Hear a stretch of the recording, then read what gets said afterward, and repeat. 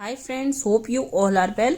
आज हम बात करने वाले हैं कि आफ्टर डिलीवरी आपको अपनी बॉडी की टेक केयर कैसे करनी चाहिए, या थर्ड पर्सन जो आपकी टेक केयर कर रहा है आफ्टर सिजेरियन या नॉर्मल डिलीवरी, तो वो किन किन बातों का उन्हें ध्यान रखना है। देखिए, हम सबको पता है कि हमारी बॉडी में लॉट्स ऑफ चेंजेस आते हैं आफ्टर डिलीवरी। आप ये देखिए, यूट्रस जो है पहले एक फुटबॉल की शेप का हो गया है आपका, और अब वो धीरे धीरे अपनी नॉर्मल पोजीशन में आ रहा है, जो कि एक लेमन की शेप होती है बिल्कुल।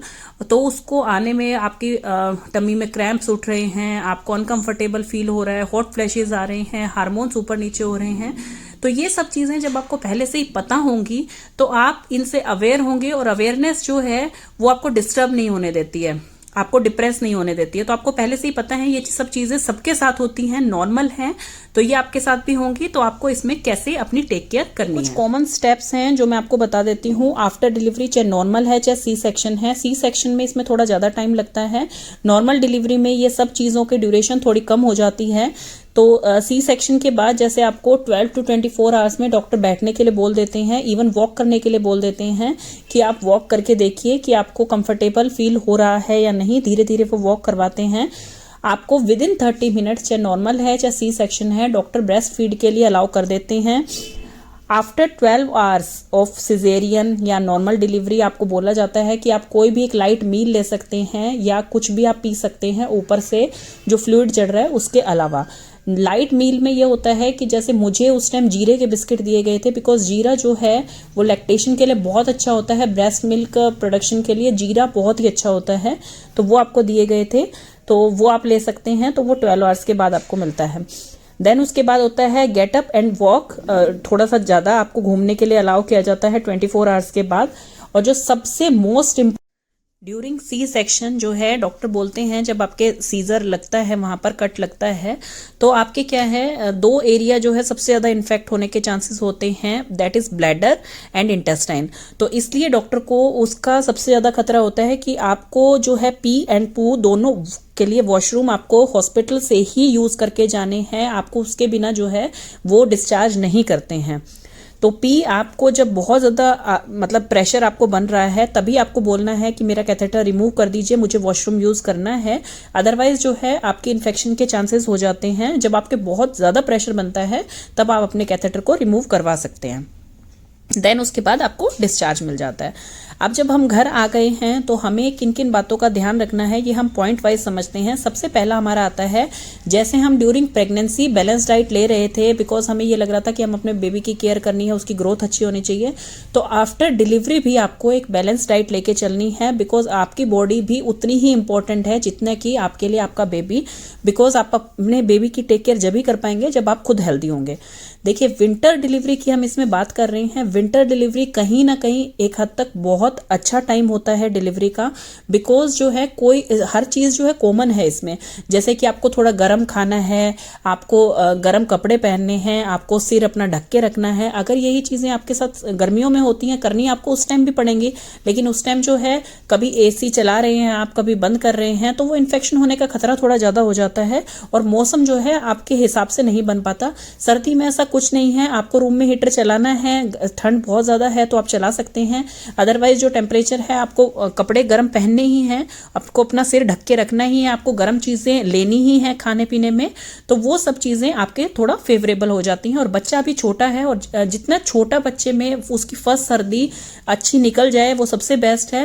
बिकॉज जब बच्चे चलने लग जाते हैं, 1 साल के हो जाते हैं, तो वो ना तो बेड पे रुकते हैं, वो चलते रहते हैं, फिर उनके इन्फेक्शन होने का, कोल्ड कैच करने का खतरा बहुत ज्यादा हो जाता है। और ऐसा कहा जाता है कि अगर बच्चे ने अपनी पहली सर्दी बहुत अच्छी तरह से हेल्दी वे में निकाल ली है तो उसको आगे सर्दियों में इतना खतरा नहीं होता है। इस वीडियो को आप पूरा देखिएगा, ये आपकी डेफिनेटली बहुत हेल्प करेगी, बिकॉज मेरी 3 सिजेरियन डिलीवरी हुई है। मैं उसी के बेसिस पे अपना एक्सपीरियंस आपके साथ शेयर कर रही हूँ। बिकॉज फर्स्ट प्रेगनेंसी में मैं अच्छी तरह से खा पी नहीं पाई थी, मुझे वॉमिट भी हो गई थी। तो उसमें क्या होता है, जब वॉमिट होता है तो स्टिचेस पे बहुत ज्यादा असर पड़ता है। तो इसलिए आपको कोई भी ऐसी चीज नहीं लेनी है, जूस, ठंडे जूस वगैरह बिल्कुल बिल्कुल भी नहीं लेने हैं आफ्टर डिलीवरी कि आपको वो हार्म पहुंचाए अंदर जाके और आपके कफ एंड कोल्ड जल्दी से कैच हो जाए। ऐसी चीजें आपको बिल्कुल नहीं लेनी है। अब हम स्टेप वाइज समझेंगे। फर्स्ट स्टेप है कि बैलेंस डाइट आपको आफ्टर डिलीवरी भी रखनी है। देखिए डिलीवरी के थ्रू आउट तो हम ये सोचते हैं बच्चा हेल्दी हो, ग्रो अच्छा करे, तो इसलिए हम प्रॉपर बैलेंस डाइट लेते हैं। जैसे डॉक्टर ने मेडिकेशन बताई होती है प्रॉपर टाइम पे लेते हैं। कईयों को क्या होता है थायराइड भी होता है थ्रू आउट प्रेगनेंसी, पहले नहीं होता है, और कईयों को शुगर भी हो जाती है। तो वो सारी मेडिसिन आफ्टर डिलीवरी भी आपकी चलती हैं। एटलीस्ट 3 मंथ तक तो आपको लेनी ही होती हैं। उसके बाद थायराइड का और शुगर का डॉक्टर टेस्ट कराते हैं 3 मंथ पे, 6 मंथ पे, और उसके बाद वो आपकी मेडिसिन को बंद करते हैं। लेकिन folic acid, calcium and iron ये सभी में कॉमन है, सभी को ये लेनी ही होती है आफ्टर डिलीवरी फॉर 3 मंथ। इससे क्या होता है आपकी स्किन पे भी ग्लो बना रहता है। जैसे आप प्रेगनेंसी से पहले आपकी स्किन थी वैसे ही प्रेगनेंसी के बाद रहती है, और आपकी बॉडी में जो है कमजोरी नहीं आती है। सेकेंड स्टेप है स्लीप और rest as much as possible. देखिए आपकी डिलीवरी का मेथड कोई भी है, मोड कोई भी है, आपको रेस्ट जो है जब तक आपका बेबी सो रहा है आपको प्रॉपर रेस्ट लेना है। आपको उसमें दूसरों से बातें करने का या कुछ और अपना टाइम वेस्ट बिल्कुल नहीं करना है। फोन वगैरह आप आफ्टर डिलीवरी जो है जितना कम देखें उतना आपके लिए बेस्ट है। बिकॉज इस टाइम यूँ कहते हैं कि ये जच्चा का शरीर होता है तो सब चीज़ें हमारी बहुत कमज़ोर हो गई होती हैं, आइज़ भी और हर चीज़, और ये इफेक्ट जो है हमारे लाइफ टाइम के लिए हो जाता है। इसलिए आप इस टाइम में जितना हो सके आप रेस्ट कीजिए अपने बेबी के साथ। बिकॉज आपको ब्रेस्ट फीड तो डॉक्टर इंटरवल्स आपको बताते हैं उसमें आपको करवानी ही करवानी है। नेक्स्ट स्टेप है ब्रेस्ट फीड। ब्रेस्ट फीड बच्चे को जो है एज मच एज पॉसिबल जितनी आप करवा सकते हैं बिल्कुल करवाइए। देखिए लेट के करवानी है, करवट लेके करवानी है, ये सब चीज़ें आप अपने डॉक्टर से अच्छी तरह से पूछ सकते हैं, वो आपको सब चीज़ें बताएंगे। आप मिथ के अंदर बिल्कुल भी मत घुसिए कि आप लेट के करवाएंगे तो कान बहने लग जाते हैं। लेकिन हाँ आप रेगुलर बेसिस पे उन्हें ऐसे नहीं करवा सकते हैं, आपको पोजीशन अपनी चेंज करनी पड़ेगी। बट जैसे आपका सी सेक्शन हुआ है, मेरा सी सेक्शन हुआ था तो मेरी मदर मेरी हेल्प करती थी बच्चे को फीड करवाने में। तो उसमें क्या है कि आपको बैठने में उठने में दिक्कत होती है क्योंकि आप सीधा डायरेक्ट नहीं बैठ पाते हैं, आपको पहले करवट लेनी पड़ती है, करवट लेके ही आपको उठने के लिए बोला जाता है। तो इसलिए आपको फीडिंग जो है वो इंटरवल्स आपको प्रॉपर डॉक्टर बताएंगे कि आफ्टर 2 आवर्स आपको फीड करवाना ही करवाना है। बच्चे इतने में भूखा हो जाता है, अदरवाइज वो क्राई करता रहेगा, क्रैंकी रहेगा, तो उससे आपको भी डिस्टर्बेंस होगी। तो इसलिए और ब्रेस्ट फीड आप जितना ज़्यादा करवाएंगे उतना ही आपका यूट्रस शेप में आने में हेल्प मिलती है यूट्रस को, और आपके हार्मोन्स जो हैं बैलेंस रहते हैं। तो ब्रेस्ट फीड सिर्फ बच्चे के लिए ही नहीं माँ के लिए भी उतनी ही फायदेमंद है। नेक्स्ट हमारा स्टेप आता है डोंट अवॉइड घी। कई लोग ये कहते हैं कि प्रेगनेंसी के बाद, डिलीवरी के बाद जो है घी नहीं खाना चाहिए, लड्डू मत खाइए, आपका वेट पहले ही इतना पुट ऑन कर चुके हैं, आप और ज़्यादा वेट पुट ऑन कर लेंगे। ऐसा बिल्कुल भी नहीं है। इस टाइम में जो है बिल्कुल प्योर घी आपके लिए मंगाया जाता है, और घी खाना इस टाइम आपके शरीर के लिए बहुत ही ज़्यादा फायदेमंद है। देखिए हर चीज़ अगर क्वांटिटी में खाई जाए तो वो बुरी नहीं होती है। हाँ अनलिमिटेड कोई भी चीज़ होगी तो वो आपको हार्म ही पहुंचाएगी आपके लिए। तो गूंद के लड्डू और कंगनी के लड्डू बहुत ही दी बेस्ट रहते हैं। कंगनी के लड्डू मेरे पर्सनल एक्सपीरियंस से मैं आपको बता रही हूँ कि डिलीवरी के टाइम आपको ज़रूर लेने चाहिए। इवन मैं हर सर्दी में खाती हूँ कंगनी के लड्डू। उससे क्या है बैक पेन आपको बिल्कुल भी नहीं होगा, जो कि बैक पेन की शिकायत हमें अक्सर डिलीवरी के बाद हम सुनने को मिलती है कि बैक पेन हो रहा है, इंजेक्शन की वजह से हो रहा है, सिजेरियन की वजह से हो रहा है। ऐसा कुछ भी नहीं है। आप कंगनी के लड्डू खाइए, उससे आपको बहुत स्ट्रेंथ मिलती है, वो बहुत ही अच्छा होता है। इवन वो कॉन्स्टिपेशन में भी आपकी बहुत हेल्प करता है। और देखिए आप प्रॉपर डाइट बना के खाइए अपनी। ऐसा नहीं है कि पूरे दिन में आप लड्डू ही खा रहे हैं, घी ही खा रहे हैं। और एक सबसे इंपॉर्टेंट चीज, जब भी आप गूंद के और कंगनी के लड्डू खा रहे हैं, स्पेशली गूंद के लड्डू, उसके साथ दही आपको पूरे दिन में बिल्कुल भी नहीं लेना है। दही अवॉइड करना है। ये दोनों कॉन्ट्रा इंडिकेटरी आपके फूड हैं, तो इसलिए प्लीज इन दोनों को एक साथ में कभी भी नहीं लेना है आपको। जब आपके गूंद के लड्डू फिनिश हो जाएं आफ्टर 6 वीक्स या 2 मंथ के बाद, तब आप दही लेना या छाछ लेनी स्टार्ट कर सकते हैं। बट इस ड्यूरेशन में जब तक आप ये लड्डू खा रहे हैं, जब तक आपको दही का यूज नहीं करना है। अब मैं आपको पूरा स्टेप वाइज समझाती हूँ कि आपको मेन्यू में कैसे रखना है। देखिए आप एक केटल या एक फ्लास्क जो बॉटल है आपके पास वो लेके रखिए। आपको गर्म पानी जो है थोड़े थोड़े टाइम में आप पी सकते हैं। बहुत ज़्यादा क्वांटिटी में एक साथ पानी ना पीजिए, आप थोड़ा थोड़ा पानी पीजिए, लेकिन गर्म पानी पीजिए। बहुत उबलता भी पीने की जरूरत नहीं है, लेकिन निवाया नहीं, थोड़ा हल्का गर्म हो तो वो दी बेस्ट रहता है आपके लिए। डॉक्टर कहते हैं आप जितना ज़्यादा पानी पिएंगे आपके इंटरनल स्टेजेस उतने ही जल्दी ठीक होंगे। लेकिन बहुत ज़्यादा क्वांटिटी में जच्चा को पानी नहीं पीना चाहिए, और नॉर्मल वाटर कभी भी ना पिए, हमेशा जो है गर्म करके ही पिए, गुनगुने पानी की तरह, जैसे चाय होती है उस टाइप से पिए। तो आप फ्लास्क भर के रख लेंगे तो वो दी बेस्ट होता है। सबसे मॉर्निंग में जो है, सर्दियों में आपकी डिलीवरी हुई है, मॉर्निंग में मैं जो है, मेरी सितंबर में डिलीवरी हुई थी, लेकिन फिर भी मॉर्निंग में मुझे वो अजवैन का और गुड़ का एक पानी बना के दिया जाता था गाढ़ा सा, वो मैं पीती थी। देखिए, अगर आपकी सर्दियों में डिलीवरी हुई है तो आप ये 4 वीक्स तक डेली ले सकते हैं, बट वही है कि आपको ज़्यादा हर चीज़ जो है गरम गरम गरम दी जा रही है इस टाइम में। तो इस चीज़ के लिए भी आप थोड़ा सा आपकी बॉडी के हिसाब से देखिए कि आपकी बॉडी को ये सूट हो रहा है या नहीं हो रहा है। आपको रैशेज, दाने या कॉन्स्टिपेशन, पाइल वगैरह की प्रॉब्लम तो नहीं स्टार्ट हो गई है। अदरवाइज ये सबसे अच्छी ड्रिंक होती है, क्योंकि इससे आपकी इंटरनल जो सफाई होती है वो जल्दी होती है। और ये आप लेकिन बहुत सोच समझ के ध्यान से लें। अगर आपकी बॉडी को सूट कर रहा है तभी आप कंटिन्यू रखें। मैंने ये पूरा लिया था 1 महीने तक, और प्रॉपर जो है अजवैन का पानी और गुड़ मिला के इसमें दिया जाता था। कई लोग इसमें जीरा भी मिलाते हैं, क्योंकि लैक्टेशन के लिए वो बहुत अच्छा होता है, ब्रेस्ट मिल्क के लिए। लेकिन देखिए, इनकी तासीर बिल्कुल चेंज हो जाती है। जीरा जो होता है वो ठंडा होता है नेचर में, और अजवैन जो होती है वो गर्म होती है। तो इस चीज को आप थोड़ा सा देख लें कि आपको किस टाइप का काढ़ा बना के लेना है। मैंने अजवैन और गुड़ का लिया था। उसके बाद आप मॉर्निंग में ले सकते हैं, ओट्स ले सकते हैं, या आप दलिया बना के ले सकते हैं। मीठा लेना चाहे, नमकीन लेना चाहे, कुछ भी आप ले सकते हैं। लेकिन एक चीज का आपको स्पेशली ध्यान रखना है, आपको फाइब्रस फूड लेना है, और आपको ऐसा फूड लेना है जो आपको टेस्ट वाइज ठीक लगे, आपको लगे कि मेरे पच जाएगा ये फूड। और जो लड्डू की क्वांटिटी है वो आप 4th डे से ही खाना स्टार्ट कर सकते हैं, जिसे हम पंजीरी बोलते हैं, ड्राई फ्रूट लड्डू बोलते हैं, गूंद के लड्डू बोलते हैं, कंगनी के लड्डू बोलते हैं। किसी भी वे में आप वो ले सकते हैं, लेकिन बहुत ही थोड़ी थोड़ी क्वांटिटी में, और गर्म दूध के साथ लीजिए। जैसे आपने एक लड्डू ले लिया है मॉर्निंग में, और मिल्क ले लिया है अपने साथ में। और मिल्क देखिए मैं कैसे लेती थी, मेरा मिल्क जो है जिस टाइम में मुझे लेना होता था उसी टाइम तुरंत ताजा गर्म होके, और मेरे पास वो जग भर के रख दिया जाता था, तब मैं मिल्क लेती थी। मैंने पर डे जो है 2 kg मिल्क पिया है। और तो ऐसा नहीं है जब मैं मेरा 2 kg मिल्क एक साथ में गर्म करके रख दिया जाता था, नहीं, मैं जिस टाइम में ले रही हूँ, ½ kg पीना है मुझे एक टाइम में, 1 ग्लास पीना है या 1 मग पीना है, छोटा जितना मेरा मन होता था उस टाइम में वो तुरंत गर्म करके दिया जाता था, ताकि उसकी जो मलाई है, फैट है, वो उतारे नहीं, वो मैं साथ के साथ पी जाऊं। बिकॉज क्या है, अगर आप गर्म करके रख देंगे तो उसके ऊपर एक परत आ जाती है मलाई की, और वो फिर खाने ऊपर से मुझे वो पर्सनली नहीं अच्छी लगती है, इसलिए मेरा मिल्क जो है तुरंत तुरंत गर्म होता था। तो मिल्क को आप जो है बांट के ऐसे 3 टाइम ले सकते हैं डे में। आप रात को सोते वक्त भी पी सकते हैं। देखिए, हलवा बनाया जाता है जच्चा के लिए, हमारे घरों में तो बहुत ज़्यादा बनाया जाता है।